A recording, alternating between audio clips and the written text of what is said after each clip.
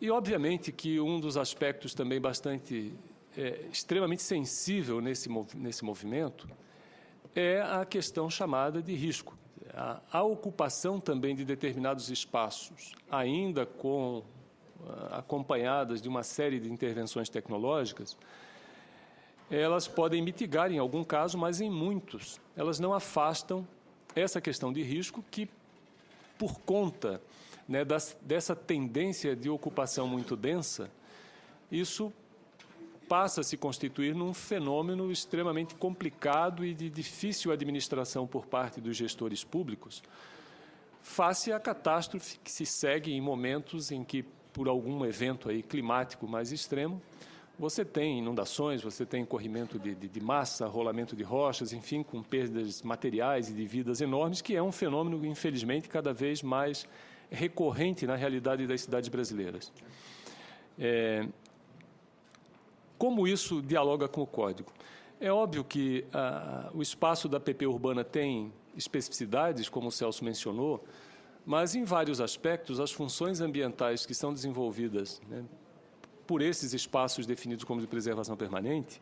eles são igualmente importantes no espaço urbano e, por isso, que nós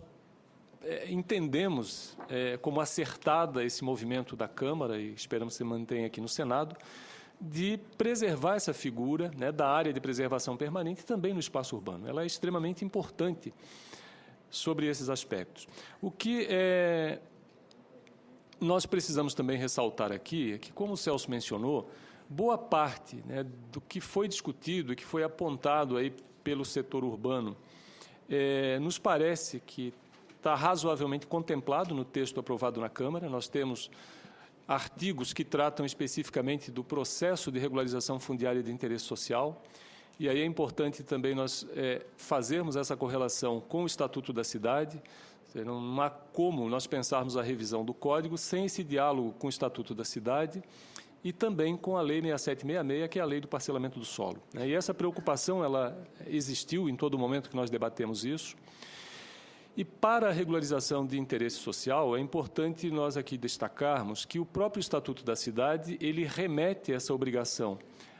ao legislador municipal, ao definir o plano diretor, fazer esse mapeamento das áreas críticas e identificar aquelas que já tinham uma ocupação que se enquadra nessa característica de interesse social, para definir no plano diretor o que seriam as zonas especiais de interesse social, as famosas ZEIs, né? Que são essas as áreas em que nós temos, por conta da caracterização do interesse social, a possibilidade de fazer a regularização dessas ocupações consolidadas que tenham se instalados até o ano de 2001. Então, esse é um aspecto que eu acho que é importante que nós tenhamos uma atenção agora nessa revisão do Código para manter essa coerência com as próprias diretrizes do Estatuto da Cidade. Um outro ponto que nós precisamos ressaltar é que essas prescrições, da forma como está na redação aprovada na Câmara, elas, sem dúvida, nos parecem muito mais adequadas do que o texto atual da 4771, porque o próprio Código agora ele passa a fazer a remissão a esse processo de regularização fundiária, né, mencionando a necessidade de, nesse processo, você garantir, né, primeiro, o afastamento do risco. Acho que é completamente absurdo nós imaginarmos que o Legislativo daria uma mensagem de que, por ser população de baixa renda, com poucas alternativas, nós abriríamos uma possibilidade dessa regularização, mesmo entendendo que essa ocupação está num espaço de risco e que, portanto, em qualquer momento, essa população está sujeita, né, não só às perdas materiais, mas à própria perda de vidas humanas. Então, esse afastamento do risco como uma condição prévia para avançar no processo de regularização mesmo de interesse social é algo extremamente importante e o texto aprovado na Câmara traz essa remissão, né? A questão da melhoria